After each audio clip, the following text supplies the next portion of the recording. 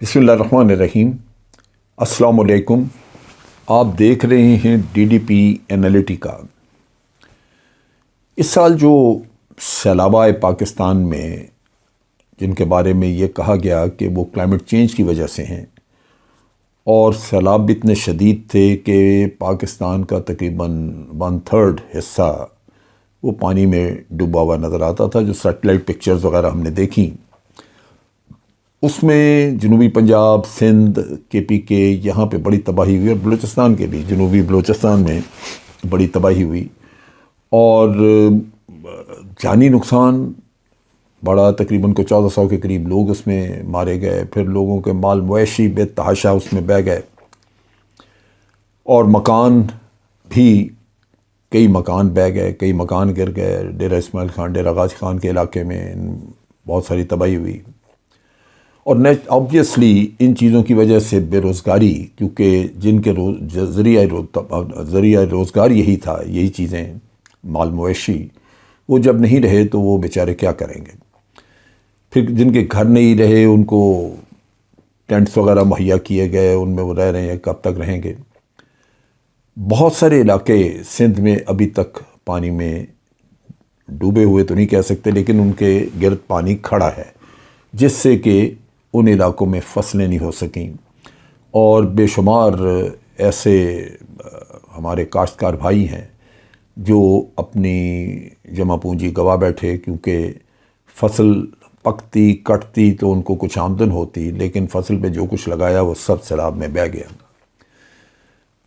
फसलें ख़राब होने से पाकिस्तान को भी नुकसान हुआ। आप देख लीजिए, गंदम की फसल वो न लग सकी इन इलाकों में, और जो फसलें पहले थीं वो ख़राब हो गईं। ये कॉटन का इलाका है, साउथ पंजाब वगैरह का, यहाँ कॉटन की फसलें ख़राब हुई, तो उसका हमारी माशियात पे भी बड़ा बुरा असर पड़ा कि जो गंदम है वो आपको बाहर से मंगवानी पड़ रही है। कॉटन वगैरह भी इंपोर्ट करनी पड़ेगी अगर आपने अपनी जिनिंग फैक्ट्रीज वगैरह चलानी है।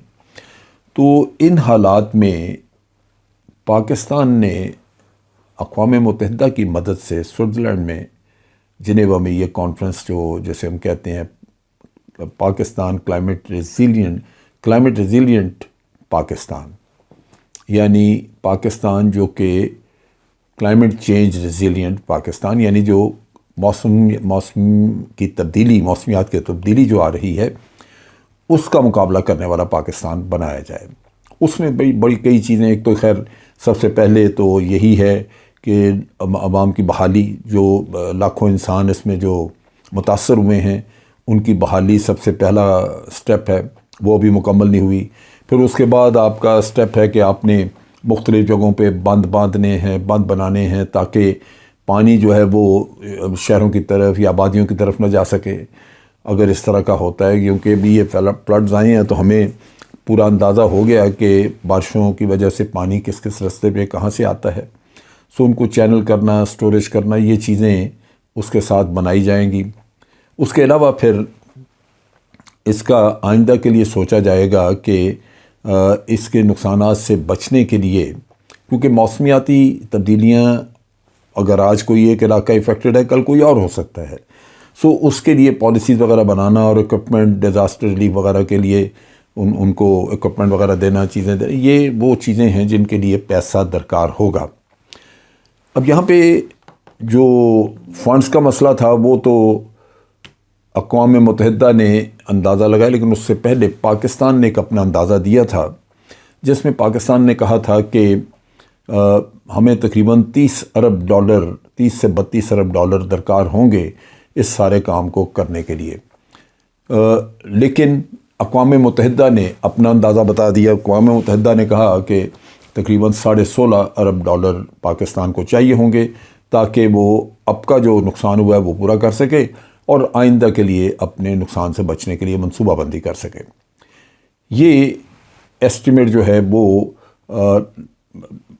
असूली तौर पे तो इतना पूरा हो जाना चाहिए, क्योंकि अगर आपका 30-32 था तो उससे आधा तो सेक्रेटरी जनरल ने कर दिया। लेकिन ये भी वहाँ पे कॉन्फ्रेंस में आपको नहीं मिल सका। जो कॉन्फ्रेंस में लोगों ने वादे वईद किए हैं وہ ہیں تقریباً کوئی 8 ساڑھے 8 ارب ڈالر کے، 3 سال میں وہ ڈلیور کیے جائیں گے۔ اچھا، اس میں بھی وعدہ ہے ورلڈ بینک کا ہے، اسلامی ڈیولپمنٹ بینک کا ہے۔ سب سے زیادہ جو ڈونیشن 4 ساڑھے 4 بلین ڈالر کی ہے وہ انٹرنیشنل اسلامک ڈیولپمنٹ بینک جو ہے وہ دے رہا ہے۔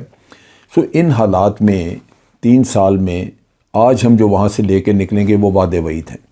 پرائم منسٹر نے وہاں پہ تقریر وغیرہ کی، قسمیں کھاتے رہے، بڑے ان کو کہا کہ آپ جو جیسی شرائط رکھیں گے، جیسے قوانین ہوں گے، ہم 100% اس کے مطابق خرچ کریں گے۔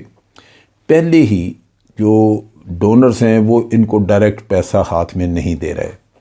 افغانستان میں بھی یہی انہوں نے کیا تھا کہ افغان طالبان پہ ان کو اعتماد نہیں تھا، اور ان کا خیال تھا کہ اگر پیسہ افغان طالبان کے ہاتھ پکڑایا، جبکہ پچھلے سال افغانستان میں بہت برے حالات تھے، تو اس سے پیسہ دائیں بائیں نکل جائے گا، افغان طالبان کھا جائیں گے۔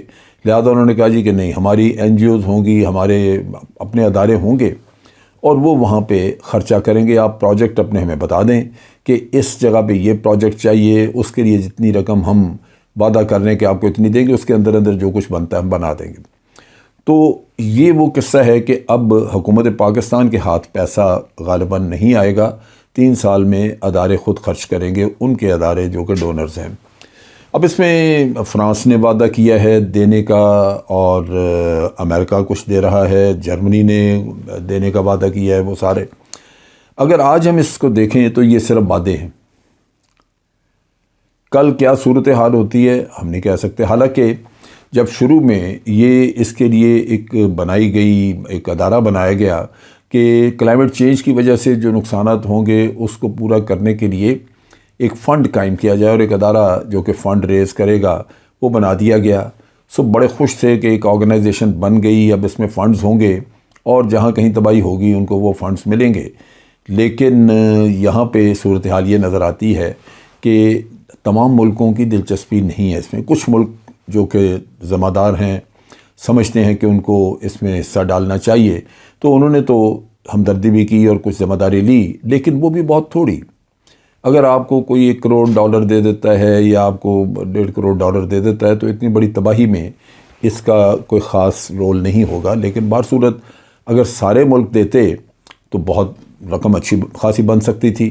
لیکن یہاں پہ اس کانفرنس میں جو ملک جنہوں نے اٹینڈ کی ہے یہ کانفرنس، وہ سارے نہیں ہیں۔ اس میں ٹرکی ہے، فرانس ہے، برطانیہ وغیرہ چند ایک ملک ہیں جنہوں نے کہ اٹینڈ کی، اور لگتا تھا کہ ہر ملک کی دلچسپی نہیں ہے کہ وہ ضرور پاکستان کی مدد کرے۔ تو یہ بڑا قابل افسوس چیز ہے۔ بہرصورت توقع یہ کرنی چاہیے کہ یہ جو حکومت ہے اس پہ تھوڑا بہت اعتماد کچھ کر کے تو ہمارے لوگوں کی جو اس وقت تباہی ہے، جو اس وقت مسائل ہیں، ان کو دور کرنے کے لیے کوئی مدد کرے۔ تو وہ لگتا یہی ہے کہ بس یہی 8.5 بلین ڈالر سے زیادہ تو کی بات نہیں ہوگی۔ اور یہ بھی اگر آپ کو مل جائے 3 سالوں میں تو اللہ کا شکر ادا کرنا چاہیے، ورنہ جو حالات ہیں اور جو ہمارے حکمرانوں کے باہر امیجز ہیں کہ ان کو کوئی ایماندار اور نہیں سمجھتا۔ آپ سوچئے کہ ہمارے اسی وزیر اعظم کا اسی کا تو کیس تھا جو برطانیہ میں جو ڈیلی میل نے چھاپا، جس نے کہا جی کہ زلزلہ زدگان کے پیسے کھا گئی ہے۔ تو کیا آپ کی عزت وہاں پہ اور کوئی اعتماد نہیں، تو اس لیے پیسہ باہر سے ملنا انتہائی مشکل ہے۔ باوجود اس کے کہ ساری دنیا نے یہ تباہی دیکھی ہے جو یہاں پہ ہوئی پڑی ہے۔ بہرصورت جو لوگوں نے وعدہ کیا اگر اتنا بھی مل جائے تو کچھ نہ کچھ بہتری ہوگی، اور ان لوگوں کے کچھ مسائل حل ہوں گے جو آج اس سیلاب کی وجہ سے، موسمی تبدیلی کی وجہ سے جو تباہ حال ہیں۔ اب تک کے لیے اتنا ہی۔ افواج پاکستان زندہ باد، پاکستان پائندہ باد۔